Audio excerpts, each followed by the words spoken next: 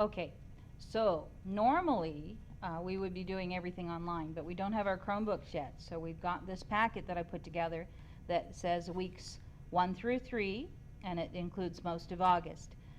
This is basically a rundown of what we're doing and how many points it's worth. So it's important that you follow each step. I have many people who like to take these boxes right here and check them off rather than just leaving them blank, especially since you're using pen and paper. When you're online, you can just change the box to an X or to a check mark, or anything you'd like. If you'd like to use another icon, it's not a big deal. But you just had a chance to listen to the syllabus explanation and the Common Core standards and things. That was about a 9-minute video, and I want to get you started on class for today. If you're in class, chances are I'm telling you this without... Yeah, lights actually closed for 30 minutes and reopened after they have lunch. Thank you. Sorry about that. I would be talking with you rather than recording it, but there's a chance you missed the first day of class, so I made a recording for you to use. What we did first was we went over the syllabus. That took about 9 minutes, and there's a screencast in Haiku for you to use, for you to look at. And then we did what we call a quick write.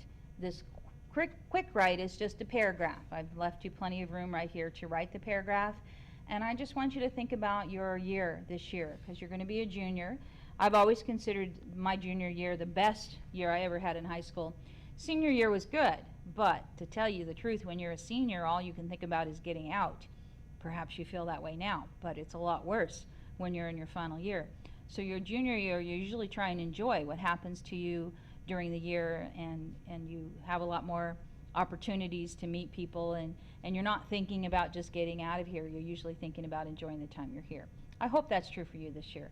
So it says here that as you write about your junior year, your expectations, that you should try and cover areas for the entire fall semester.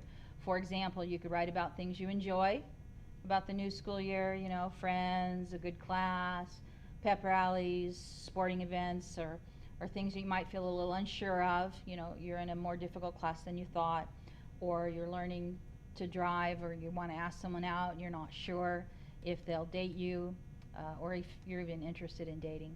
Those are things you could put in your paragraph. I'm going to give you about 10 minutes in class. You're going to write at least one paragraph at that point, and you're going to write it right here on the lines of this worksheet.